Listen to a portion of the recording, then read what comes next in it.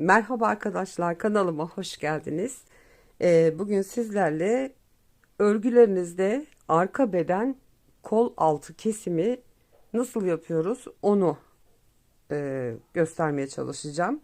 Ben şimdi böyle ufak bir parça çalıştım. Boyunu fazla örmedim. Amacım sadece koltuk altındaki kesimleri nasıl yapıyoruz onu göstermek. Bu sadece demo bir çalışma. Hani maksat kesimi nasıl yapıyoruz onu göstermek. Siz bunu kendi ördüğünüz yeleklere uygulayabilirsiniz. Şimdi örgümüzün ön yüzündeyiz. Arkasını çeviriyorum ve 9 tane ilmek atacağım buraya. Tersinden atıyorum ilmeği ki burası düzgün dursun diye.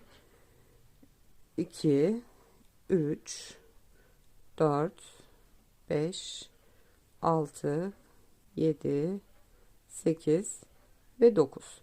Siz yeleğinizin ön kısmında kaç ilmek yaptıysanız patını ona göre de atabilirsiniz. 7 de olur, 8 de olur. Ben genelde 9 yapıyorum. Şimdi bunu ön yüzde örerken ilk ilmeği düz örerek başlıyoruz. Diğer tarafı yaparken de tersinden çalışacağımız için ters ilmekle örmeye başlayacağız. Farkı sadece bu. Evet. Şu şekilde başlayayım.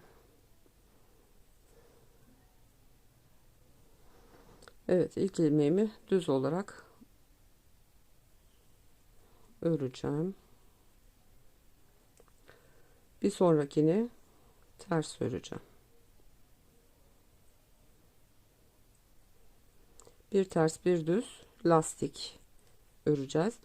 Haroşa örgüsü yapıyorsanız patlarınızı burayı haroşa olarak öreceksiniz. Lastikse lastik. Hiç fark etmez. Kesim şekli tamamen aynı. Değişen hiçbir şey olmuyor. Metot aynı metot. Kullandığınız lastik değişebilir sadece. Tekrar bir düz.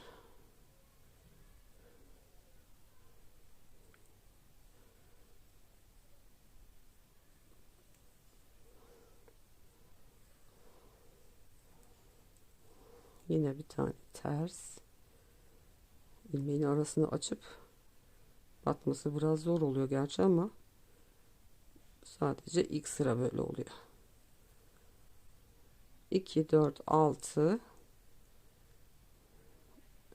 6 taneyi ördük. Şimdi bir tane daha düz örüyoruz. 7 ve 8. ilmeğe öreceğiz.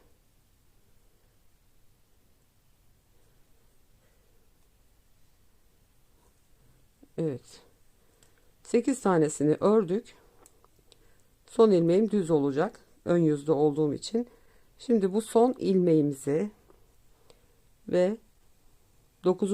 ilmek 10 ve 11. Bedenden 2 tane daha yanına ilave ederek 3 ilmeği birlikte keseceğim. 2 3 ilmeği aldım ve kesiyorum. Evet. Üçünü birlikte kestim. Geri dönüyorum. İlk ilmeği örmeden alıyorum. Şimdi ilmekleri gördüğümüz şekliyle öreceğiz. İlk ilmeğimiz arka yüzde ters görünüyor. Bir sonraki burada düz. Bir ters, bir düz. Bu şekilde sıra başına kadar örüyoruz lastiğimizi. Tersi ters, düzü düz.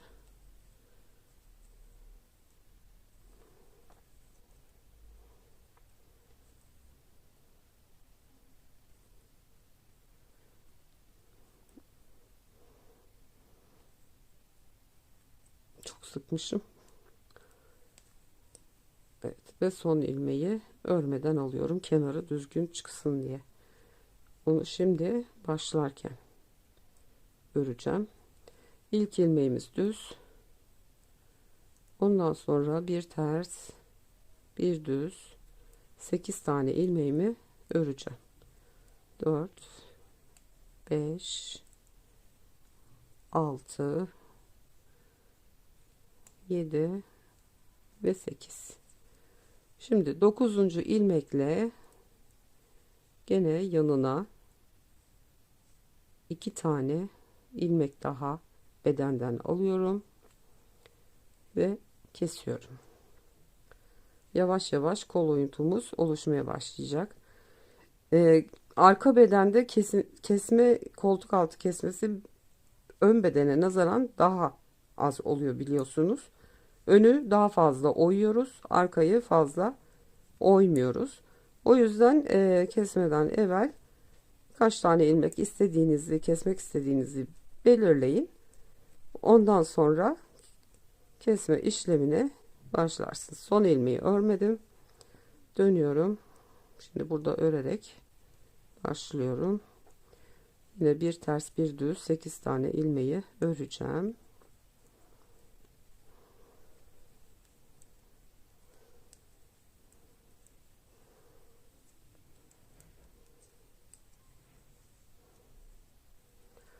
Şimdi iki sefer bedenden 2 ilmek aldım.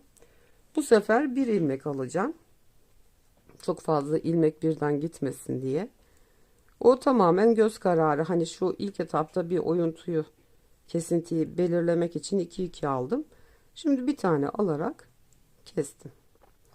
Gördüğünüz gibi 3. sefer kesmemizi yapmış olduk. Yine geri dönüyorum. Örmeden alıyoruz ilkini. Bir ters bir düz olarak lastiğimizi örüyoruz.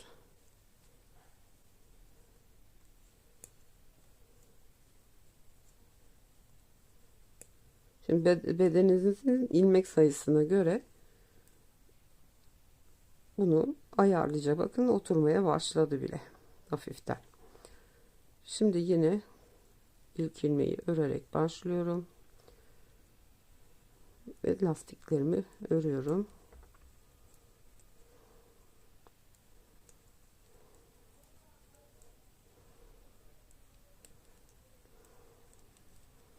Evet, 8 ilmeğimi ördüm. 9 ve bedenden bir tane daha alıp kesiyorum. Bakın şu şekilde gördüğünüz gibi lastik 4 oldu, kesiyoruz. Misalen ben hani nasıl keseceğinizi gösterdiğim için 5 tane kesmek yeter şimdilik benim için. Bir kere daha keseceğiz. Tabi siz bunu dediğim gibi bedeninizin ilmek sayısına göre keseceksiniz ya da modeliniz varsa modelin neresine kadar kesecekseniz o şekilde ayarlayıp ilmek sayınızı belirleyeceksiniz, öyle keseceksiniz. Ben şimdi sadece mantığını göstermek için gösteriyorum. Şimdi yine 8 tane ilmeğimi örüyorum ve 9. ilmekle gövdeden bir tane daha aldım ve kestim. Şimdi gördüğünüz gibi çok güzel bir şekilde yerleşti. Şimdi bunun sadece yuvarlaması kaldı. Onu da gidip gelip ördükçe keseceğiz. Şimdi daha büyük tabii bir beden olduğu için burada 5 tane ile değil daha fazla kesebilirsiniz. Ya da modelinizin durumuna göre arttırabilirsiniz bu kesme işlemini. Şimdi diyelim ki bu ilk kesme işiniz bitti, git gel kısa dönüşlerle. Ne yapacağız? Bu sırayı sonuna kadar örüp diğer taraftaki kolumuzu keseceğiz. Şimdi ben sıra sonuna kadar örüp geliyorum. Evet, sıranın sonuna kadar ördüm. Şimdi bir sıra burayı kesip bitirdikten sonra sıramızın sonuna kadar örüp geliyoruz. Şimdi bunu arkaya çeviriyoruz. Yine burada 9 tane ilmek atacağız. 2, 3, 4, 5, 6, 7, 8, 9 ilmek atıyoruz. Ve şimdi bunun kesmelerini ters yüzdeyken, arkası yüzündeyken yapacağız. Bu tarafı örmeye başlarken düz ilmekle başlamıştık. Burayı örerken ters ilmekle başlayacağız ki ön tarafta düz ilmek olsun. Şimdi o yüzden ilk ilmeğimi hemen ters olarak örüyorum. Sıkılayım şurayı birazcık. İkinci ilmeğimi düz öreceğim. Bir ters bir düz olarak. Üçüncüsünü yine ters örüyorum.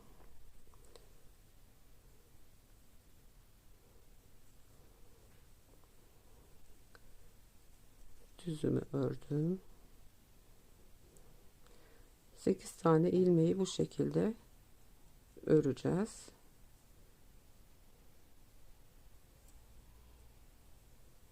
Bir düz,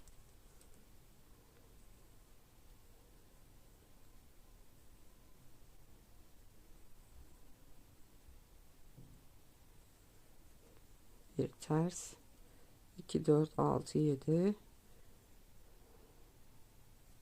bir tane düz. Şimdi bu söküldü geri. Hiç problem değil. Onu hemen şöyle, diyelim ki böyle ilmeği kaçırdınız. Hemen böyle çevirip şişinize geri takın hemen. Korkmayın. Şimdi bu ilmeğimiz ters. Son ilmeğimiz.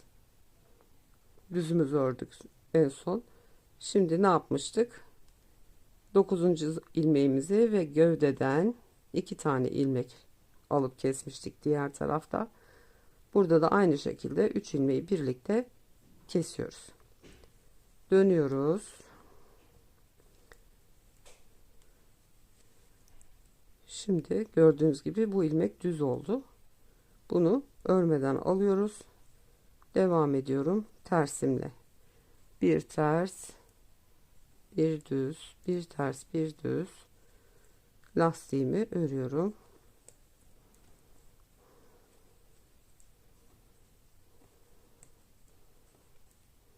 Ters ve son ilmeğimi örmeden alıyorum. Düz ilmek olacak bu da.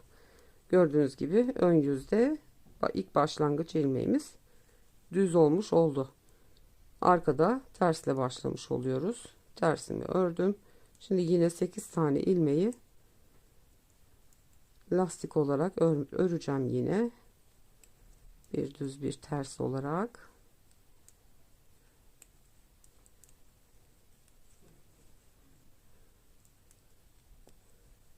Ve 9. ilmeğim ters olarak onu, bu ilmeğimi ve bedenden 2 ilmek daha alarak üçünü birlikte ikinci kez kesmiş olduk.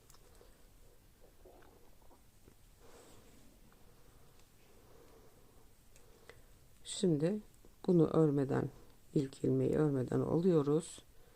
Birazcık sıkıştıralım, gevşek durmasın. Devam ediyorum lastiklerimi örmeye. Şimdi 2 kere 2 tane ilmek alarak kestik. 3 tanesini de bir alarak keseceğiz. Ve diğer taraftaki gibi 5 tane ilmeği kesmiş olacağız. Ve son ilmeğimi örmeden aldım. Devam ediyoruz. Tersle başlıyorum. Bir düz, bir ters. Lastiğimi örüyorum.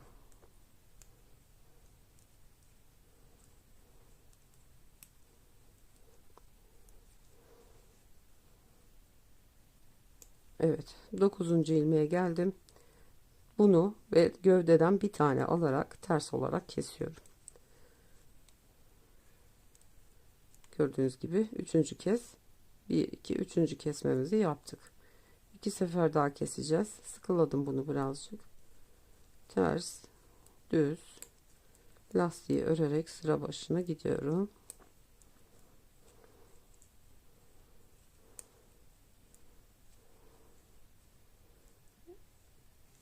Son ilmeğimi başlarken örüyorum. düz, ters. 8 ilmek öreceğim.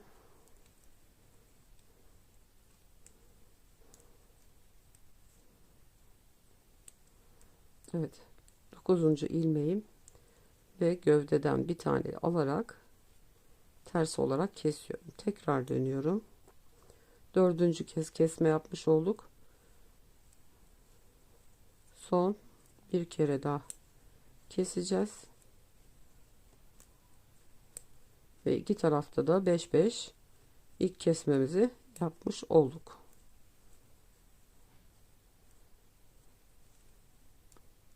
Evet, tersinde başlıyorum.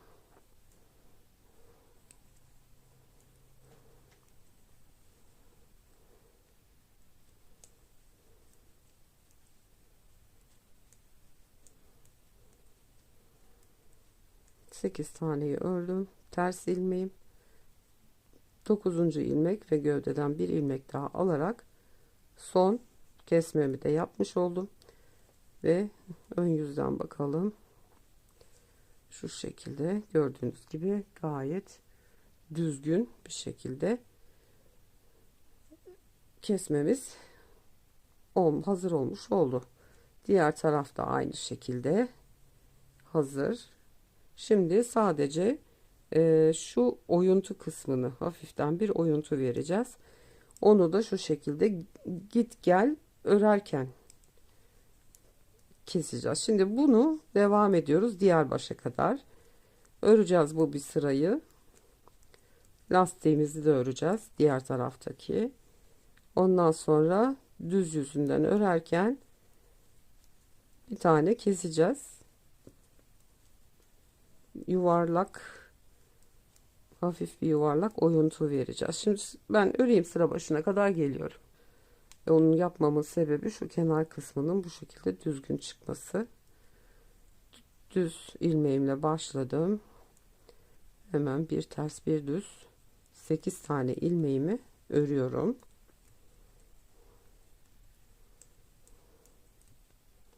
Şimdi 5 ilmeği git gel kısa gidiş gelişlerle kestik.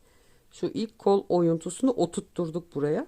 Şimdi sırayı geleceğiz. Giderken buradan keseceğiz, bir tane devam edeceğiz. Öbür taraftan keseceğiz. Gidip geldikçe birer birer keseceğiz. Böyle hafif bir yuvarlaklık vereceğiz oraya. Evet, düz ilmeğe geldim. 8 tanesini ördüm.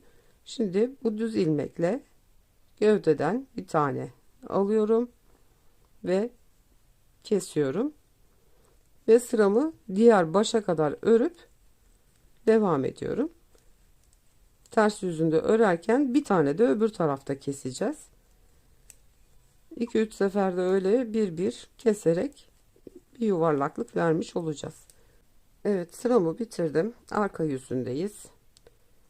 Şimdi lastiğimin yine ilk 8 ilmeğini örüyorum. Bu tarafta kesmeyi arkadan yapmıştık biliyorsunuz. Yine arkadan ters yüzünden keseceğiz. Evet, 2 4 6 8 tane ilmeğimi ördüm. 9. ilmekle gövdeden bir tane alarak ters olarak kesiyorum ve burada da birinci ilmeğimizi kesmiş olduk. Bu şekilde git gel yaparak bakacaksınız, göz kararı yuvarlaklık size ne kadar yeterli geliyor. 2 ilmek olur, 3 ilmek olur. Bu şekilde örüp yuvarlaklığı elde edeceksiniz. Ondan sonra da ense kısmına kadar aynı şekilde kesmeden sadece var olan ilmeklerinizi örüp omuz ve ense kesimini yapıp arka bedeni bitireceksiniz. Şimdi sıra başına kadar örüp geliyorum ben. Evet, sıranın başına geldim. Ön yüze geldik. Şimdi yine ilk ilmeğimi örüyorum. 8 tane lastiğimi öreceğim.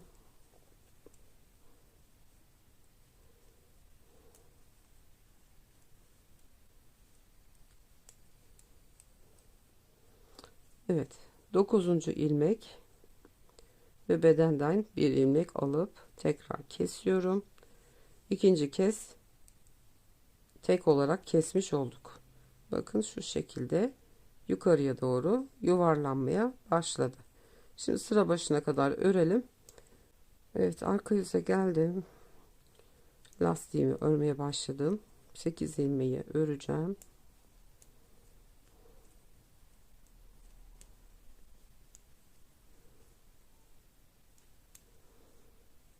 2, 4, 6, 8. Lastikten ilmeğimiz ve gövdeden bir ilmek alarak bu taraftaki de ikinci tek ilmeği kesmiş olduk. Şöyle bakın, gayet güzel yuvarlanıyor. Şimdi ben bir iki sefer daha keseyim, yuvarlaklık biraz daha belli olsun. O şekliyle tekrar size göstereceğim. Evet arkadaşlar, ben birkaç sıra daha ördüm kesme işlemi bittikten sonra ve gördüğünüz gibi çok güzel yuvarlaklık elde ettik. Artık bundan sonrası düz olarak omuz başına kadar, enseye kadar devam edecek. Şöyle yakından da göstereyim, bakın 5 tane önce kısa dönüşlerle git gel yaptık. Ondan sonra sırayı ördük, geldik düz yüzünde bir kestik, gittik geldik bir kestik. Aynı zamanda diğer tarafta da aynı işlemi yaptık. 4 seferde böyle kestim ve arka için bu yeterli. Siz dilerseniz biraz daha fazla yapabilirsiniz, ilmek sayınız çok ise. Ve şimdi artık kesme yapmadan dümdüz lastiğini de örerek ense kısmına kadar örüp bitireceğiz. Anlatmaya çalışmak istediğim şu kesme olayıydı. O yüzden küçük bir demo parçada yaptım. Evet arkadaşlar, umarım faydalı bir video olmuştur. Kanalıma abone olup videolarımı beğenip paylaşmayı unutmayın lütfen. Bir sonraki videoda görüşünceye kadar kendinize çok iyi bakın. Hoşça kalın.